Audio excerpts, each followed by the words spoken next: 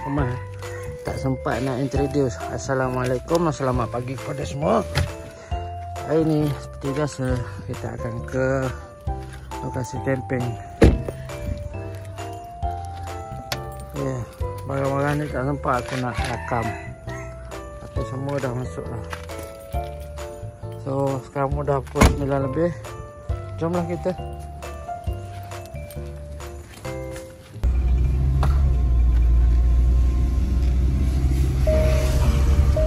Cuaca pun mendung, baru lepas hujan.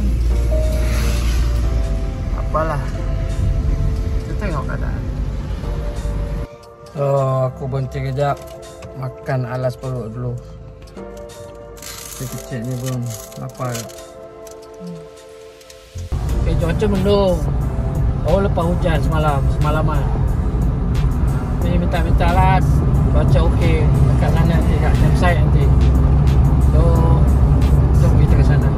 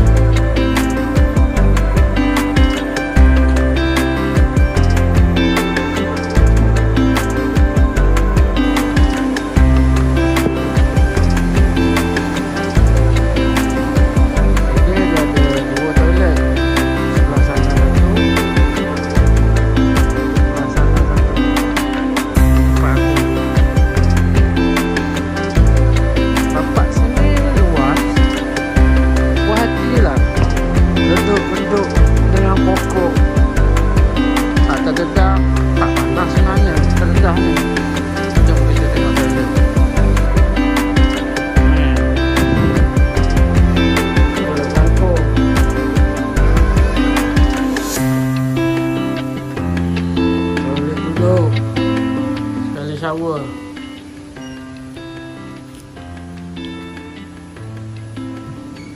Kangkung. Sekali shower. Tempat singki. Oh, tak tutup baik tu. Apalah.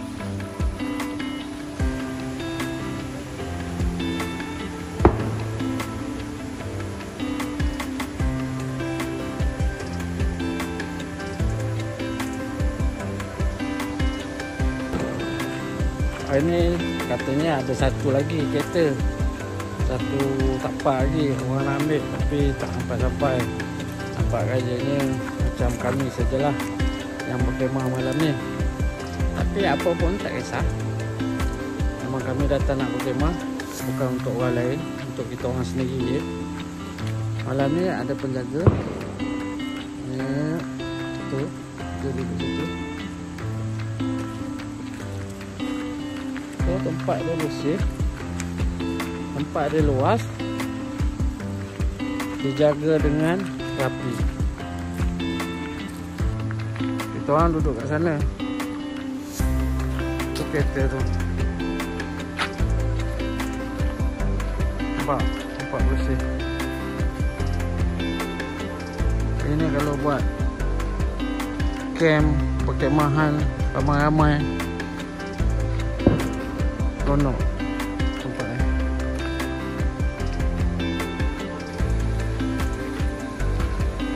Itu tempat dia. Dia sampai ke sana.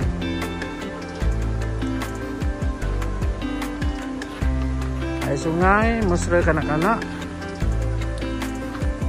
Dia keruh sikit sebab hujan kan tadi.